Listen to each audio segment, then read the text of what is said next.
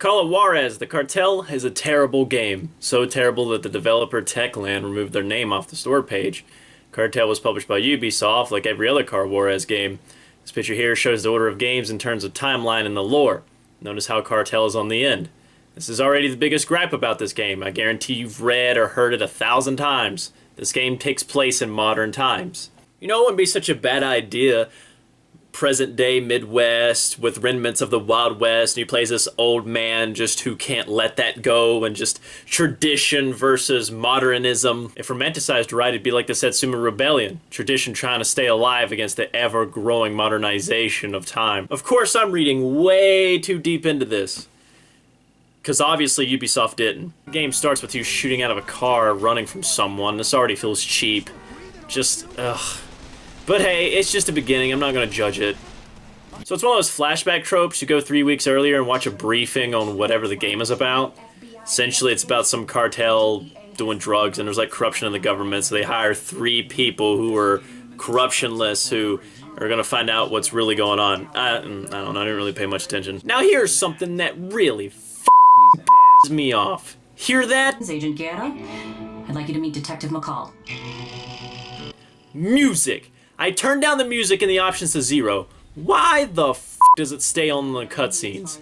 So many games do this too, even good ones. Why is it so hard to program that turning off music turns it off in the cutscenes? I realize that in old games and some newer ones, cutscenes are .mov or something and the audio is compiled, but this game was made in 2011. I know it's possible to turn the cinematic music off in other games. I know it is. But even if it was impossible in every game to turn off music in cutscenes, Cartel still has music at random parts of some of the maps. After the cutscene, you pick a character. When highlighted, you see a quick snippet of their backstory. I picked McCall because he's the closest thing to a cowboy this game has. We are playing Call of Juarez, after all.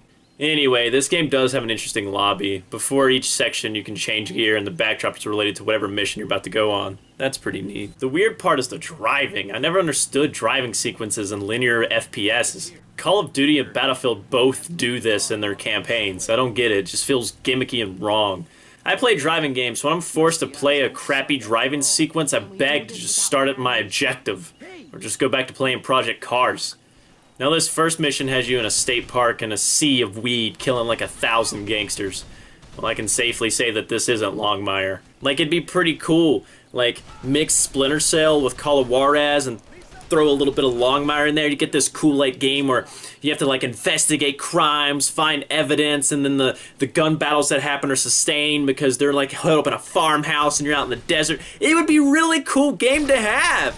Also, how does 1,000 gangsters hide so much weed in the national forest? I don't know. Can't really question it anymore. The gunplay is meh. I mean, it's not bad, but it's not good either. It feels really indie, cheap. Been saying that a lot lately. Compare it to Far Cry or Rainbow Six, other Ubisoft games, and you'd understand. You're looking at it, but you won't get it till you actually try it. Each character has a special move. McCall's is slowing down time and quoting the Bible. I saw a pale horse, and he who sits upon it, and his name is Death, and he has a bullet. Because we all know a cowboy with a gun quoting the Bible is so cool and overdone. Kill a bunch of thugs, burn some drugs, then you end up fighting a chopper with an M60. I swear it's a cowboy game. And you take so many shots from this helicopter. Like, I'm just sitting here unloading this M60 on it while it's shooting at me. Like, McCall can't die.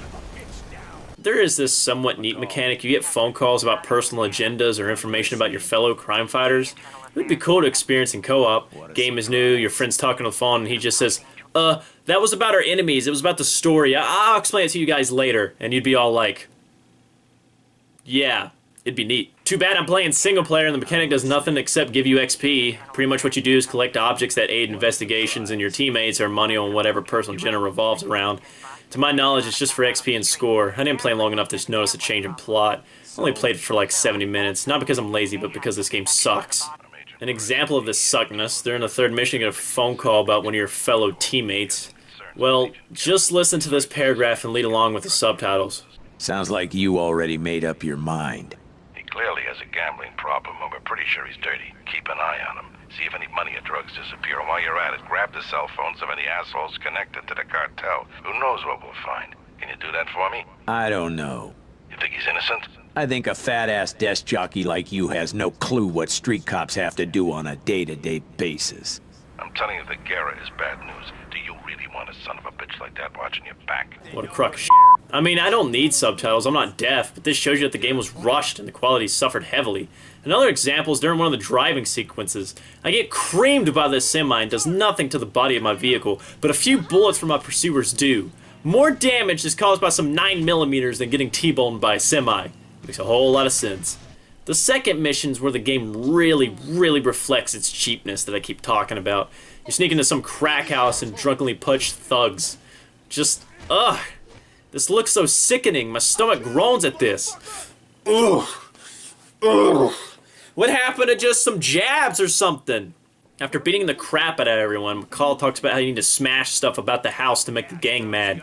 He clearly says, drugs and guns. Well, I found a brick of weed, but everyone acts like it's nothing. Smash this weed! Oh, look, a gun? Guess we can't smash it. Oh, wait, no, we just want this conveniently placed bag of money. Makes a whole lot of sense. Next, you need to escape, end up killing like a ton of thugs, and the cops just don't respond. Been here for like 20 minutes, no first responders, nothing? God, you kill more people in the first 2 missions than you do the entirety of one of the other Color Juarez games.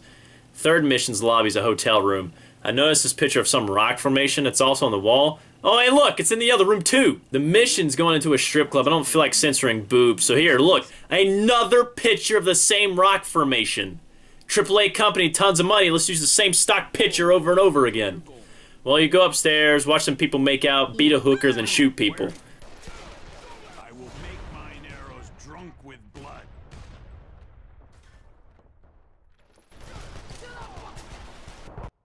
Oh, I died? Good. Enough of this crap. Call of Juarez is a terrible game. And maybe it's because I'm comparing it to the other ones, or maybe it's because I see the Ubisoft and Techland tab and just assume that it's going to be a good game. But when this first released on console, it was $60. If I paid $60 for this, I'd be so mad. I'd be so ticked. And I have paid $60 for games of this quality, and I can tell you, it's not fun. I got it for $3, and let me tell you, it was not worth it, because I'll never touch this game again. It has achievements, but I'm not willing to go get them. You shouldn't buy it. It's a terrible game.